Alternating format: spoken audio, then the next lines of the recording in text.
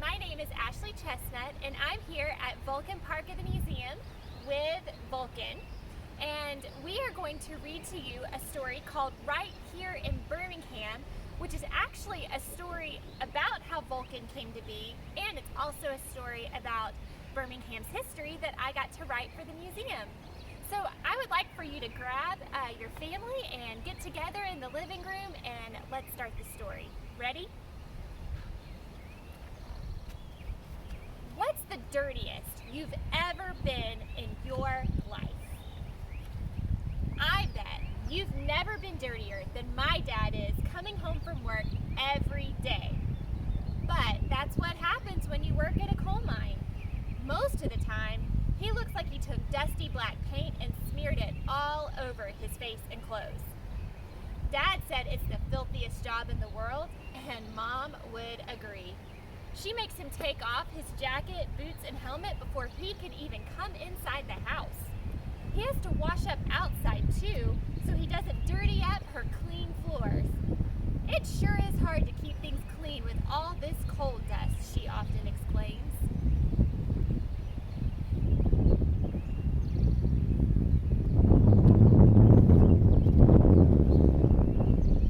How does Dad get so dirty at work? Well, he and the other miners ride the electric tram down into the mine, and from sunrise to sunset, they're in these shafts with their pickaxes hacking away at the mine's walls for the coal. Then they load the coal into the tram car, and it gets taken up to these special ovens where it's heated and turned into Coke, not the soda. Why heat up coal to make Coke when you're just going to burn it all up in the furnaces anyway? Turns out it's more valuable and useful that way as fuel.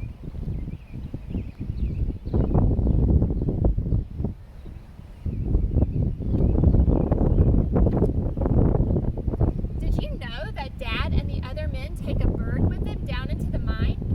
Every day, the canary sits in its cage chirping while the men work. But if the canary stops singing and mining, then the men are to get out of the mine as quickly as possible. The canary lets them know that there's no longer any clean air down in the mine. Mining is hard and risky work, but Dad says that working at the mine is better than working at the farm where he grew up. Why? Because with the mine, he can count on a paycheck. But at a farm, money depends on crops, which depend on the weather. And I guess the weather isn't as dependable as the amount of iron ore and coal in Birmingham's mines.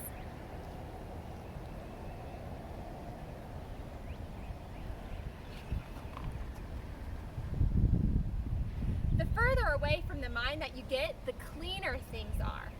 To get to school, I have to walk a long way, past the company store and the houses where all the people in charge of the mine live. Their houses are nicer and bigger than ours because they make more money. The adults call that part of town Silk Stocking Row. Silk is expensive, and while we can't afford any of it, Mom sure does love to look at the silk ribbons on the hats in the store windows.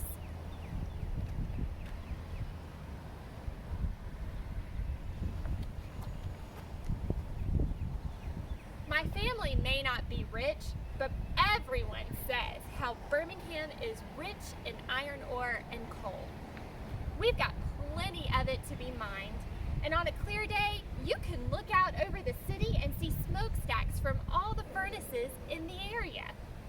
We have so much iron ore and coal that the rest of the country refers to us as the Pittsburgh of the South. I asked my parents what that means, and they said Pittsburgh is a city up north with a lot of mines and iron factories. It's like Birmingham, except their furnaces and mining companies are older than ours.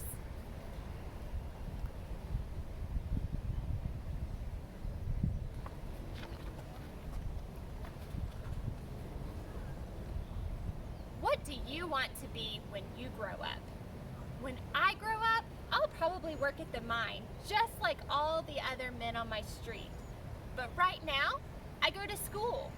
My parents tell me that if I study and make good grades, I could work my way up out of the mines and maybe even be a boss and have one of those fancy houses on Silk Stocking Row. I'd rather work at the furnace than the mines. At least at the furnace, I wouldn't have to go down into the dirty mine, although I bet working at the furnace gets really hot, especially in the summer. The mining company owns the furnaces too, and the coal that my dad mines is used to run the furnace where pig iron is made.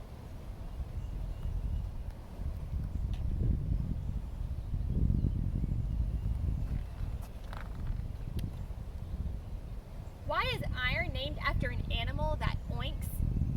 It's because melted iron is poured into molds that look like a bunch of pigs all in a row.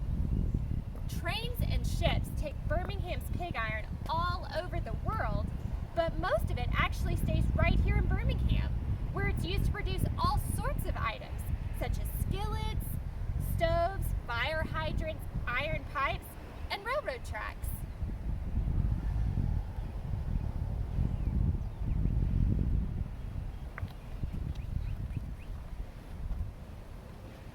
On payday, Dad takes our family to the company store.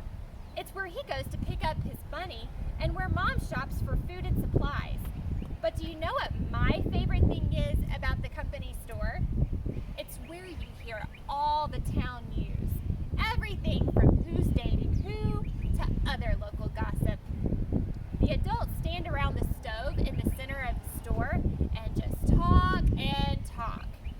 And kids can only look at so many things while they're getting tired of waiting on all the adults to finish talking. Adults don't always think that the kids are listening while they're talking, but sometimes we are. And you could overhear all kinds of things if you just pay attention. Today, while I was looking at the jars of Tootsie Rolls and peppermint sticks, I heard the adults talk about seeing Vulcan at the Alabama State Fairgrounds.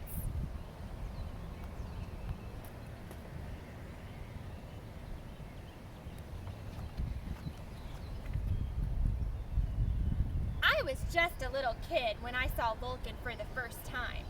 Or actually, I saw Vulcan's shell, which is kind of like seeing a snakeskin, but without the snake itself. Vulcan is a huge statue, and at least from what I saw of his shell, he's taller than most of the buildings in Birmingham.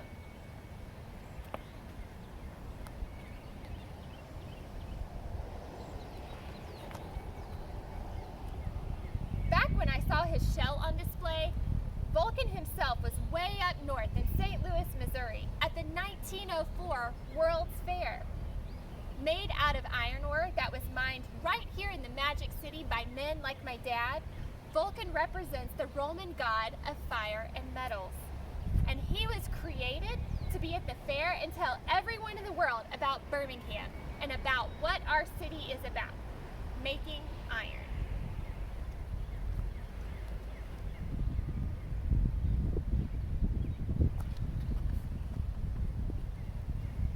For the past year or two since Vulcan got back from St. Louis, he's been in these huge pieces on top of Red Mountain near the L&N Railroad tracks. My brothers and I even went up there one time and climbed on top of his face. It was like climbing a tree, but not as tall or as scary. The adults at the company store mentioned how his arm was recently put on wrong, and that his spear got lost between St. Louis and Birmingham. How do you lose a spear that's bigger and heavier than a horse? You would think that adults could get these things right, but just because they're older and bigger doesn't mean that they don't make mistakes too.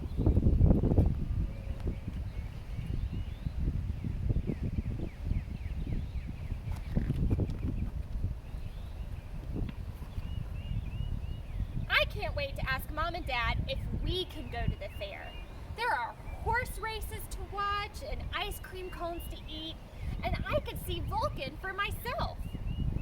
Unlike everyone who went to the World's Fair, we don't have to travel to St. Louis to see him because he's right here where we live. Right here in Birmingham, Alabama.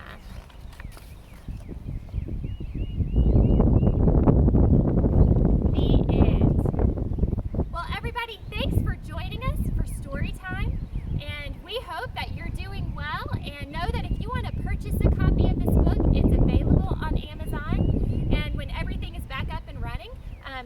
can come to the Anvil store at Vulcan Park Museum, and you can pick up a copy for yourself there.